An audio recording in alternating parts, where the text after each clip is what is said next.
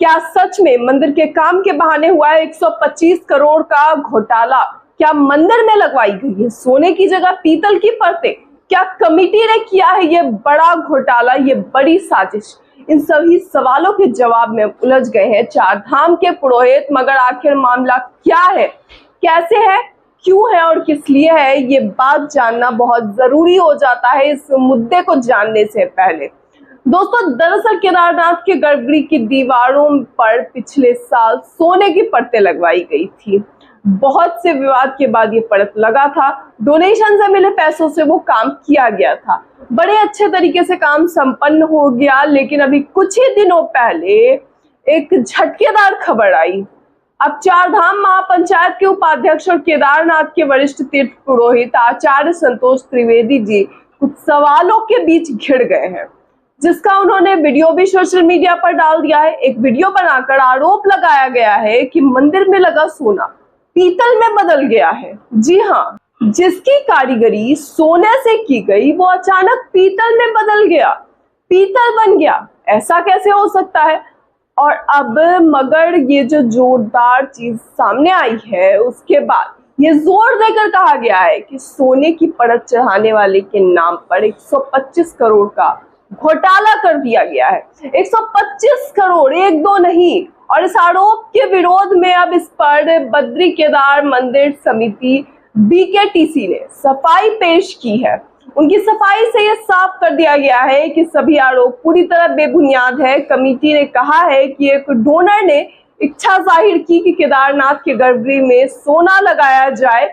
उसकी इच्छाओं को सम्मानित करते हुए बोर्ड मीटिंग में ये फैसला लिया गया था कि गोल्ड प्लेटिंग की जाएगी, गर्भगृह के अंदर सोने की परतें लगाई जाएगी। कमेटी ने इस बात की जानकारी भी दी थी कि पुरातत्व विभाग की निगरानी में गोल्ड प्लेटिंग की गई है।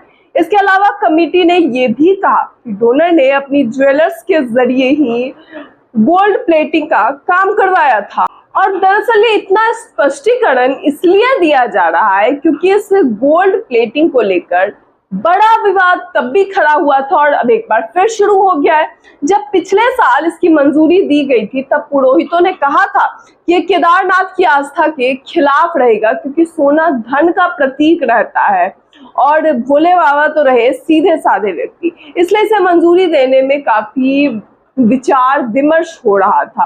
और अब ये विवाद इसी का कारण बन चुका है। इस विवाद के बाद से अब कहा जा रहा है कि 125 करोड़ के घोटाले किए गए हैं इस गोल्ड प्लेटिंग के नाम पर।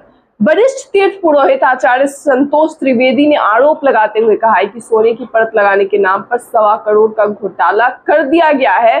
BKTC के खिलाफ सख्त कार्रवाई होनी चाहिए। सोने की जांच नहीं की गई, ये बात भी कही गई है। इसकी जिम्मेदारी कमेटी को लेनी पड़ेगी कि आखिर बिना जांच के क्यों उस पे लगाया गया उसे।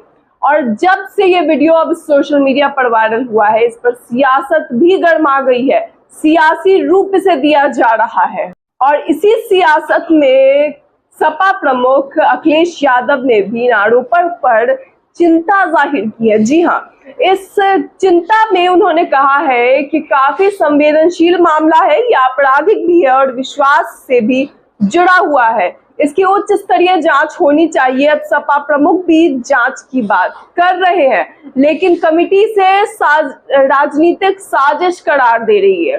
एक जारी बयान में ये कहा गया है कि इस बार केदारनाथ जाने वाले भक्तों की संख्या में रिकॉर्ड बढ़ोतरी हुई है। ये बात कुछ राजनीतिक लोगों को रास नहीं आ रही है, इसी कारण इसे इस तरीके से दिखाया जा रहा है।